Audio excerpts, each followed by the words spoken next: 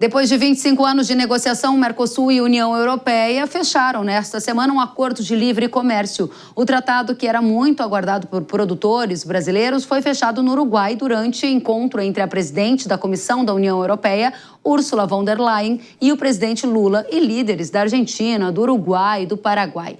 Von der Leyen disse que esse é um acordo ganha-ganha e que marca o início de uma nova história. Apesar das negociações terem sido encerradas, ainda é necessário que o acordo seja assinado e, em seguida, o tratado deverá ser aprovado internamente em cada uma das nações. Em nota, a Associação Brasileira de Proteína Animal, que representa o setor de aves e suínos, celebrou o acordo. A entidade disse que dentro do tratado está estabelecida uma nova cota para exportações de carne de frango, no total de 180 mil toneladas, com tarifa zero para embarque à União Europeia, que vai ser compartilhada pelos países membros do Mercosul. Para a carne suína, vai haver uma cota de 25 mil toneladas, com tarifa de 83 euros por tonelada. A Sociedade Rural Brasileira considerou o fechamento do acordo uma vitória política, mas revela que ainda vai ser necessário uma série de ajustes. É um acordo que traz avanços das relações entre o Mercosul e a União Europeia, sem dúvida nenhuma. Mas traz um avanço mais na esfera política, uma vez que nós temos ainda vários ajustes a serem feitos na questão comercial, nas questões técnicas e principalmente nas questões ambientais, nas questões das obrigatoriedades que a União Europeia nos impõe, quanto ao aspecto de sustentabilidade, quanto ao aspecto sanitário e tal. Mas foi um avanço, a gente vê como uma evolução.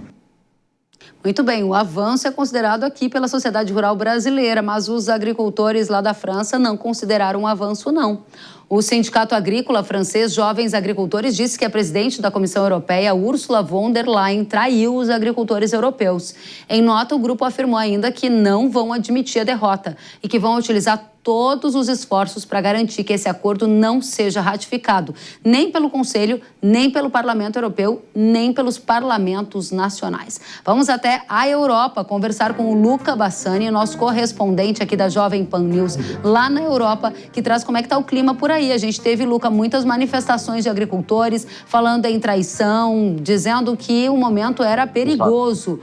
Esse é o assunto que vai repercutir? Tem mais manifestações a caminho? O que vai acontecer? Provavelmente sim, Kellen. Bom dia a todos que nos acompanham aqui na Hora H do Agro. Realmente é uma situação que pode se desenrolar no final desse ano, começo do ano que vem, mas vale ressaltar que o principal país contrário à ratificação desse acordo, que é a França, enfrenta uma crise política aguda.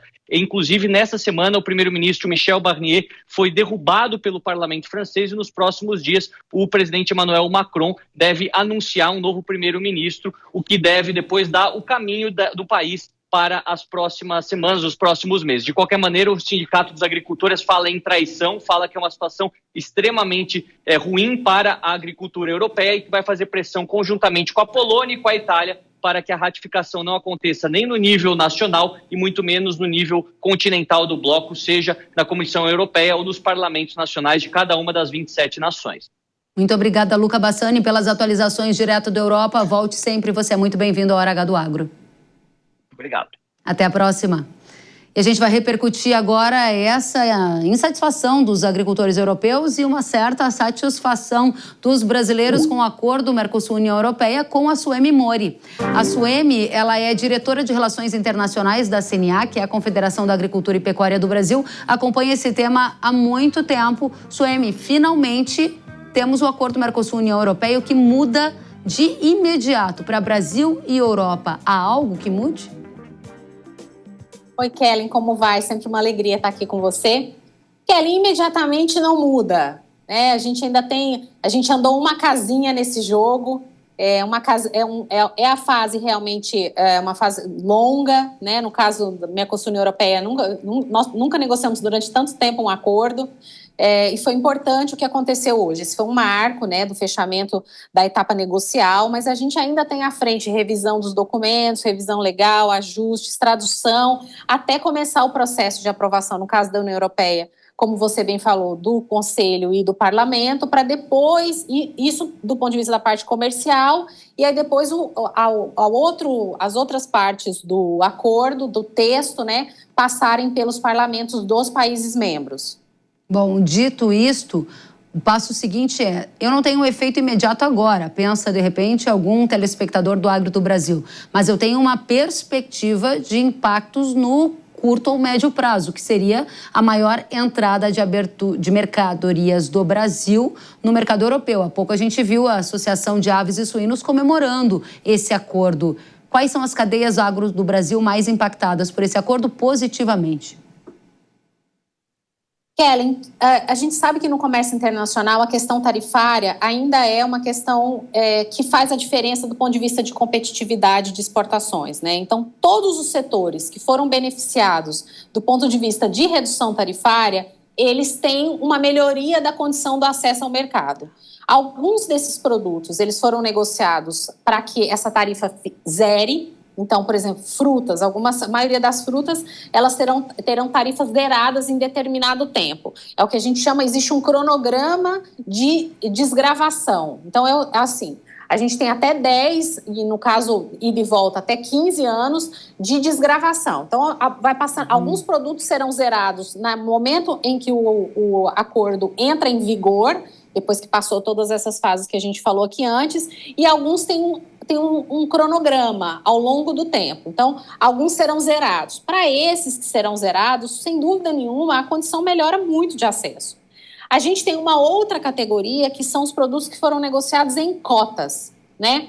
São os produtos em que, tanto do bloco Mercosul quanto da União Europeia, eles foram mais protegidos. Isso é normal numa negociação, cada parte diz, olha, para essa cadeia aqui eu não vou abrir tudo, eu não vou zerar a tarifa.